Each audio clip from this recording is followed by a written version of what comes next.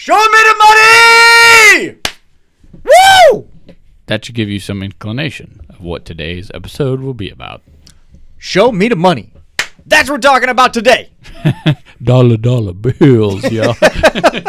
Financial habits. Yes. On our series of habits and how they impact your daily life, we are continuing with finances today. So, let's talk money. This is a more fun one than other items here. It is. Because there's also an arc that comes with the money one. And it's, what on earth are you talking about? Followed by, oh, that's pretty cool. Followed by, this is really boring. Followed by, wow, that's amazing. And that is the arc. And then bored again. Yeah. And hopefully gratitude is just sprinkled throughout here. But yeah, that arc is where people go on this financial. Yeah, so don't lose it. Yeah. Just stick with it. Just hang on. Yep. Remember, the only people who get hurt on a roller coaster are those who jump off. Okay. All right.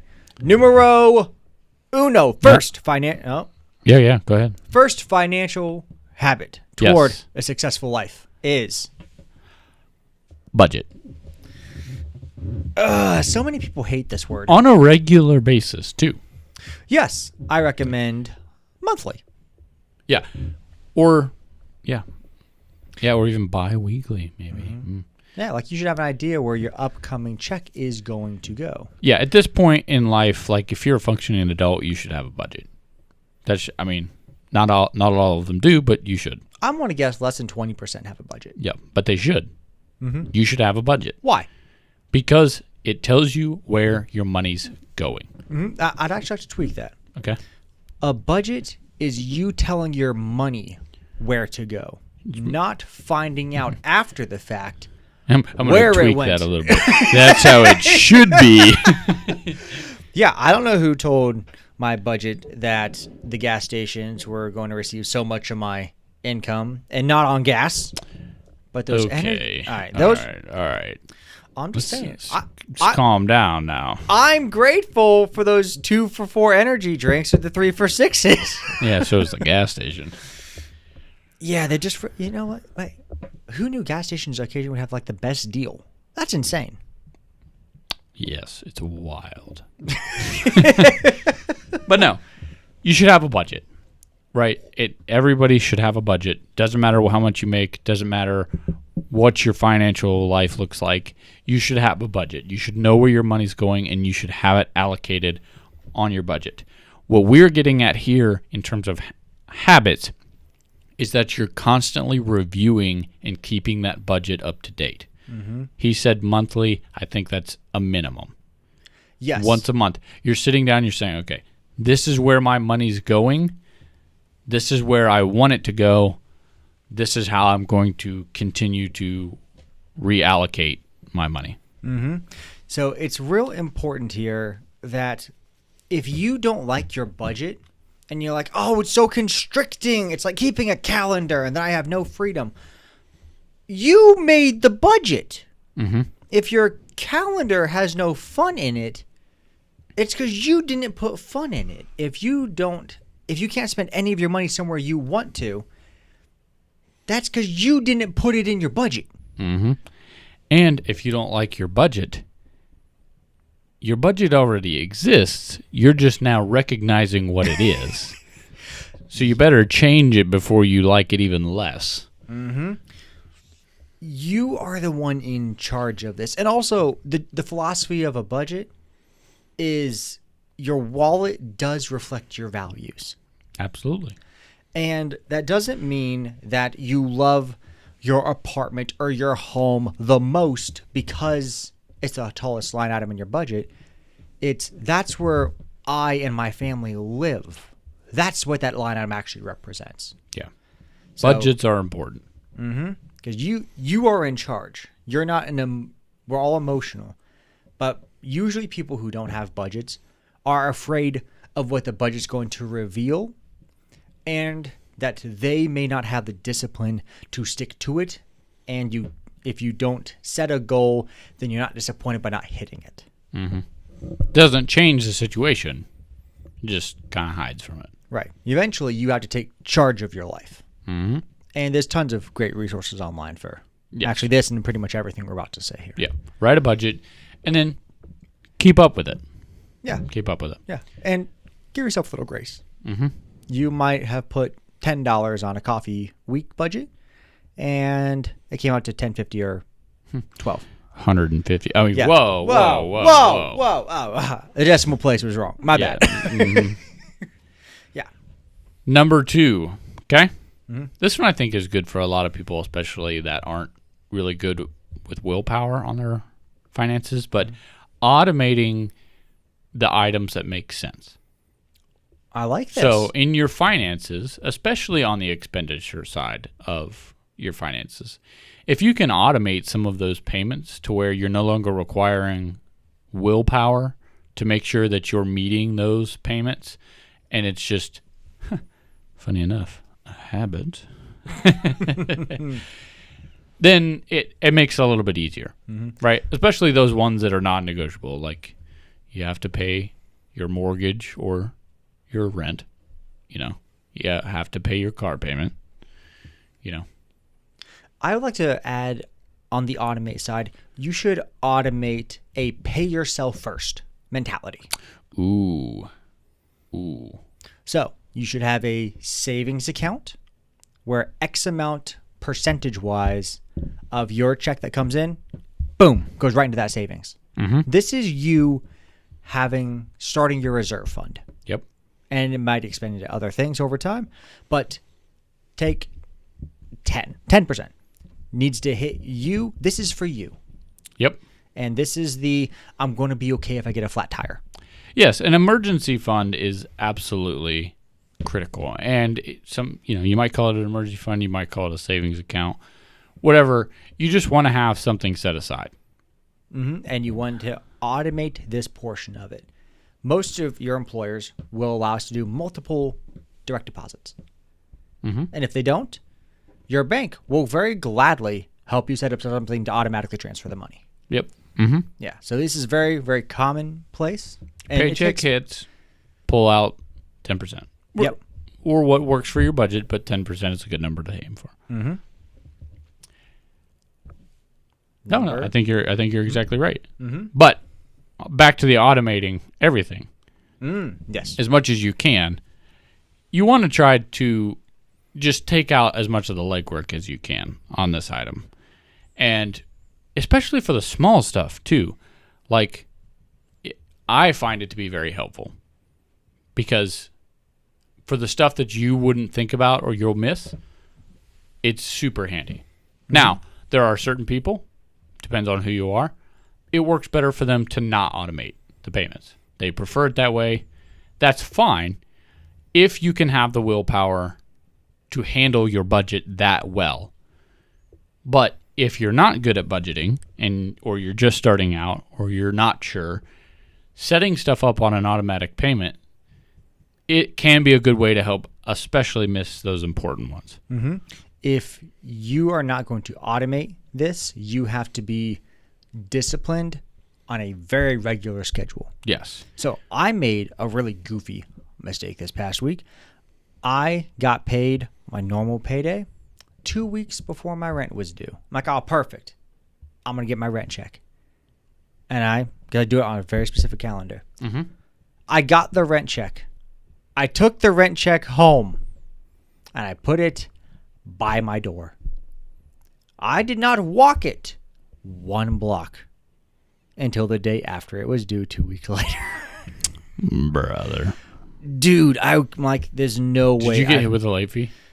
They haven't You told deserved it. Yeah. You deserved it. I do deserve a late fee if they charge it. Absolutely. But I'm like, I cannot believe it. The check is dated the first of the month. That's embarrassing if they saw that. Dude, it's like I just held on to it and said, no, you don't get it. I could not believe it. So I might have a late fee. And if so, I absolutely deserve it. See? Automate your payments. Right. Then and you won't have late fees. Yep. I'm pretty upset about that, actually. Yeah, I would be too. Mm-hmm. So, we kind of already touched on this. Number 3 is build a real emergency fund. But we already kind of talked about that. Mm-hmm. With number 2, in automating to your personal investing. Well, not investing. Your savings account, your emergency fund, whatever you want to call it. Mm-hmm. That should be first out of your budget. How much do you think should be in a good general emergency fund? Some people go off of the X amount of months of your income. Mm-hmm. I'm not against that. I'm not either. I think some of it a little extreme. Like some people claim that you should be able to live for 6 months without any income. I think that's too extreme for most people. Now, one thing that often gets overlooked with people who make the 6-month argument or even the 3-month argument is it's bare necessity. Yes, not full lifestyle. I would agree with that. I think that's right. I still think 6 months of necessities can be a lot for some people. I definitely think it could be a lot. If you happen to be someone who has irregular income or a true single income household, then there is a peace of mind with taking that extra time to get a little bit further. Yeah, and it's really where are you safe emotionally? Yes. I'm going to say if I had to throw out a number for what someone's emergency fund should be,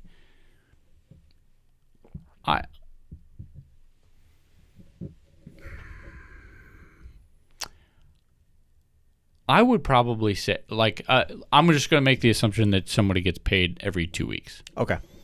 If you get paid every 2 weeks, I would make the argument that you should have, if you can, 3 pay periods at a minimum. 3 to 4 pay periods, which is, a month and a half to 2 months of your regular income. Right, because with the assumption that not 100% of your income does go toward that, your bills, then you do have that's a good chunk of change there. Yeah, and that way, certain different people make different amounts of money.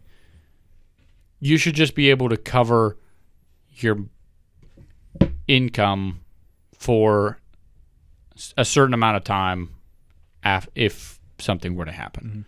I've heard some people use the emergency fund should equal your max deductible of all your insurances, and I'm like that's a big maybe. It depends though too. Yeah, what's your I lifestyle? don't like the whole month thing. For me, to me, it's more of just a dollar figure, and that depends on who you are. Like if you own a house, right? And say your furnace goes out, that could be $12,000. That's a chunk of change. But on the same hand, if you don't really own anything and you rent and, the biggest out-of-pocket expense you're going to have is your Uber, it's a different story. I would say for the average individual, if you could have $5,000 as a little nest egg, I feel like that's a good place to be. A lot of people would sleep better at night if there was just a savings account with that dollar figure in it. If you had $5,000 for the average individual, that's probably a couple pay periods. It's enough to cover most of life's, emergencies. True emergencies. Yeah. It doesn't put a new roof on, but that's not the purpose of this. Yeah, that's not the purpose of it. So that's kind of where I would go. It would depend on each person's situation, but that's kind of where I would fall. Right. And as each person determines what that number is for them, the question is, what number will help me sleep at night? Yes. And if that number is too high, honestly, there is some people who do not have the emotional capacity to properly see this number, and there's truly no number that'll make them feel good. That's not what we're talking about. We're talking about emotionally stable enough people to say, okay, I would figure it out if I had $5,000. For example. Yeah. Okay. Number 4. Yeah, it's number 4. Investing consistently. I like it. It ties right into number 2. I want to be specific on the habit part of that, which is consistently. Now, I think for the purpose of this, we're going to tie in all investment types into this. Okay. So whether it's a retirement investment, whether it's you're just somewhat riskier investments on the side, whether it's just a standard, mutual fund that you feel like putting into. Any type of investment, talk to a professional to figure out what investment strategy works for you. We're not going to sit here and give you investing advice on what you should invest in. But whatever you invest in, do it consistently, specifically with your retirement investments. This is called dollar cost averaging. A percentage or dollar figure of your check goes into XYZ account. That's it. Yep.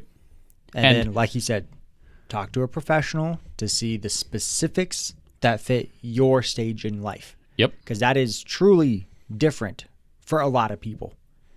This is not a one size fits all. Yeah. It could be $100 a month. It could be $10,000 a month. But investing consistently to where, because let's be honest, if you're not doing it consistently, you're probably not building any amount of value in it. If you only put in $20 every 6 months, it's not going to go anywhere. And to put all the cliches in here, time in the market beats timing the market. Just do it regularly. Go speak to a professional. Professionals want to help you. They truly do. And there are plenty of apps and software that are happy to make this very easy for you. But just invest consistently. Make investing a habit out of your finances. So let's take a moment here on the philosophy of why someone does this. If you're putting money back that you're not going to see for 10, 20, 30, 40, 50 years, there's an implication to that. It implies, I believe I will be here at that time. Okay. So you're truly making a bet on future you with this money. Okay. So you can't actually be, I'm all down on myself. And I'm also investing. Okay, that's not how this works. You can't say, I'm going to die tomorrow, but I have a 30-year plan. No. Yeah. So this truly is a bet on future you, and everyone should have some professional in their corner to help them with this, because we've all seen people who are a bit near the tail end of their career. And they don't know what the plan is. They don't have a plan. They think, Papa government's going to take care of me. Your Social Security probably doesn't cover everything you need for this average person. You need to rely on you for this. And you're never too old, by the way. Never too old. Nope, never too old. And there's a lot of investing advice out there from different people. But just invest consistently. Start the ball rolling. Tweak along the way. Absolutely. Number 5, this one's probably one of the harder ones, is be intentional with your debt. Okay, elaborate for me. So there are all kinds of debt that an individual can get into. And a lot of times they end up being reoccurring, consistently around. They're habitual, if you will. What would you like to give me an example of one of these ones that comes right to mind? Credit card. Oh, yeah, that credit card interest rate. What is the, if I was taking a guess here, the national average credit card interest rate? I would say it's in the mid to high 20s. Yeah, that wouldn't be too bad of a guess. Yeah, and that's annually. That is a tremendous amount of money. It's a lot of money. A lot more than you think it is. And it adds up so quickly. And the habit on this one is it goes back to having a budget, having a plan for a future expenditure. And then when you're at the store, if you don't have the cash to pay for something, this is not where you say, the card says it's only going to be $35 a month. No. That means you can't afford it. Yeah. Please don't do it. Yes. Now, there is a time and a place for debt. Sure. We're not saying that debt, you should just avoid all debt in general. And specifically in this situation, for this episode, we're talking about habits. Mm-hmm. So we're saying use your debt so that you're not caught in a bad habit here. Mm-hmm. That's really more of it. It's create a good habit of debt, but also don't get caught in the bad habit of bad debt. Mm-hmm. And bad debt is almost every single time considered anything high interest. And high interest is often anything above 8 to 10%. Yes. Generally speaking. Now, there are people out there who can use credit cards wisely and responsibly, but make a budget, and maybe another day we'll get into the whole debt for this debt versus that debt. Yeah, good debt, bad debt, rewards, not rewards. Are you actually making money when you use a rewards card? No, but unless you do it so perfectly, and almost no one does. There's a reason credit card companies are so profitable. Mm-hmm. Absolutely. And they provide a service. Yeah. Every one of these companies in a different way provides a different service. And they just charge you out the nose for it. Absolutely. Dude, I kid you not. I saw, because luckily it wasn't a credit card, but someone brought me a statement. Yeah. The interest rate was like 600%. Oh my goodness. Yeah. So, and the only reason I'm bringing this up, this is real. You will see these at certain online places because there's all sorts of federal regulations about interest rates, but there are certain workarounds with like fees and fees compounding and fees weekly. Dude. Yeah. Dude. My heart sank when I saw that. Build your habits, build your consistent financial usage around not relying on bad debt. Mm-hmm. If you're going to use debt, be wise with it and do it in a habit that is beneficial for your budget, and don't get caught in the bad habit of relying on high interest debt. Mm-hmm. And again, this comes right back to habit. I've seen many clients who they're just a little short this month on their check. Mm-hmm. So they'll use like a firm, a well-known company, mm-hmm. and then maybe they'll front them their check for a little bit longer, or they just need to. It's just a payday loan. Mm-hmm. All right, hey, it's 3 days, bro. It's 3 days. I promise, 3 days. Mm-hmm. It's 3 days plus interest. All right, and then that shortfall didn't count, and so to cover that one, they go from payday lender A over here to payday lender B, and they pay A off with B. Paying Peter to rob Paul. Or wait, how's that get? Yeah, you're robbing Peter to pay Paul. You got James in there. You got the whole disciples here. And oddly enough, who is the guy in charge of all the money? Matthew. He's a tax collector. Judas. Oh, okay. I guess that makes sense. Yeah, mine made sense too. Okay, come on. Yeah, Matthew was a tax collector. You didn't know that? Dude, I'm drawing such a blank. All right, we're going to come back to this later. Yeah, different. Sorry. Yeah, but it becomes a habit for these people. And I get it, because if you're strapped for cash and someone says, hey, look, only pay me 25% of it over 4 weeks. Mm-hmm. The buy now, pay laters. Yep. That is a habit. It makes you feel like you get to keep your money a little bit. It's a bad habit. It cycles so quickly. Mm-hmm. Because even if there's no interest, there's usually a fee. Yep. And all of a sudden you're paying more for an item. This is a habit to avoid. Yep. Please. Absolutely. Pretty please. There's a confidence in owning what you have and paying for what you've worked hard for.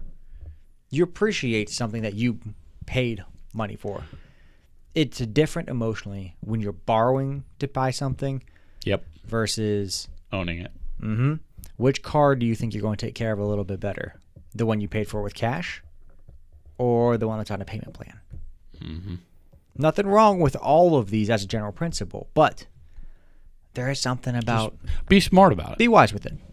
Be smart about it. So make a budget. Mm-hmm. Keep up with the budget on a regular basis. Automate your finances if you can. Mm-hmm. Build an emergency fund. Mm-hmm. Consistently keep building that savings account Mm-hmm. off the top. Mm-hmm. Off the top. Mm-hmm. Invest consistently and be intentional with your debt. Mm-hmm. Specifically, avoiding those bad debt habits. Mm-hmm. Those are, at a minimum, a good foundation for some financial habits that will help you greatly.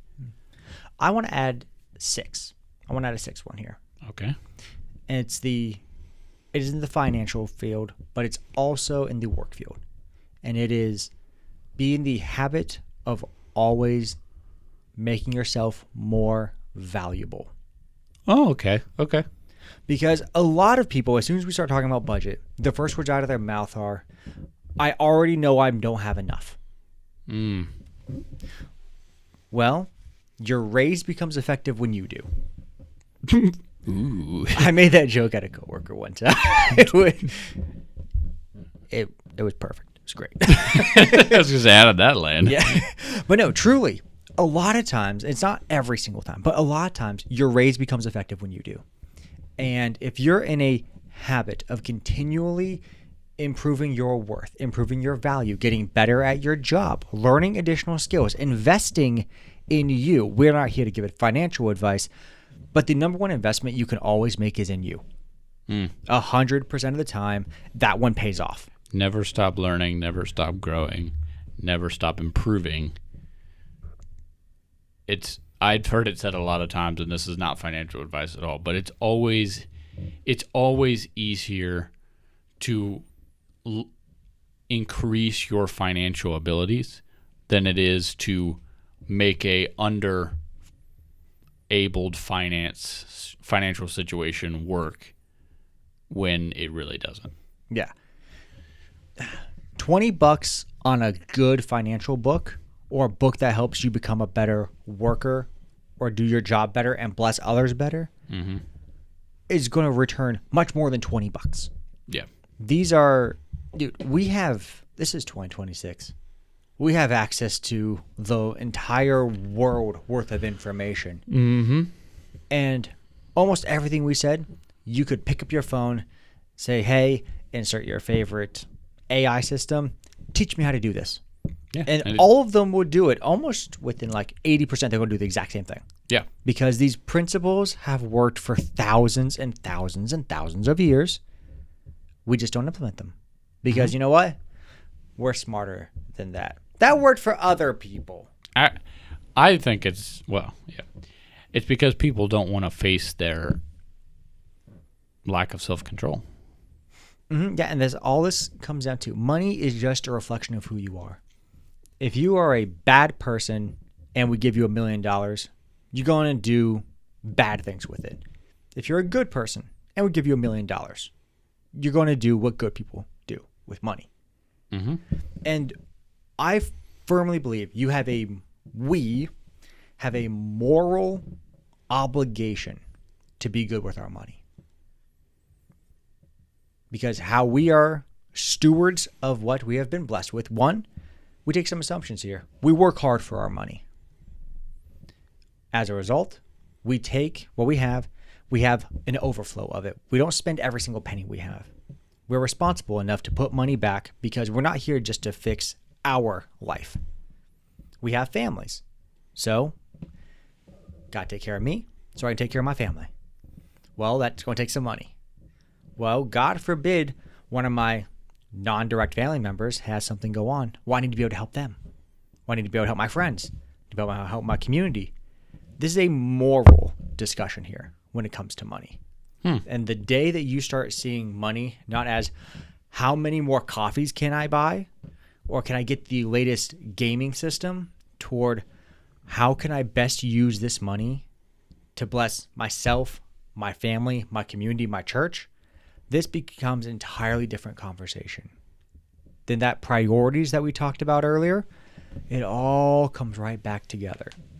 Money is moral. The only people who don't know that are those who are only looking one direction. It's good stuff. Yeah, that's what I was thinking about today. I was listening to a really good talk on this earlier, and I'm like, oh my gosh. And he was saying, success is your duty. And dude, it was hitting me because I'm not always the best with my habits. And coming here every time and talking with you about this, it's a slap in my face. But it's a slap that I need in my face. And I think that's exactly right. Everybody needs a little motivation here or there. And more than motivation, they need education. And whether it's motivation or education or just a reminder that you need to get your crap together, setting habits that are going to set you up for success and getting rid of the ones that are going to drag you down are monumental on your path to success. Mm-hmm. You could have the absolute most amazing life. You're going to have to work for it. A lot of it's going to be automated. Again, that's that graph. It gets really, what on earth? And eventually it's like, oh, this is boring. Okay, well, that boring phase has a peace of mind to it because you stopped having to worry about money. And we have responsibility to do that. So, good financial habits. Rewatch this a couple times until you get it. Because guess what? You're probably not going to get all of them in one go on your next check. It might take 5 checks. All right, fine. Watch the video 5 times. That's fine. Not going to argue with it. But we'll still be here. Remind you of the same thing again. Financial habits. Financial habits.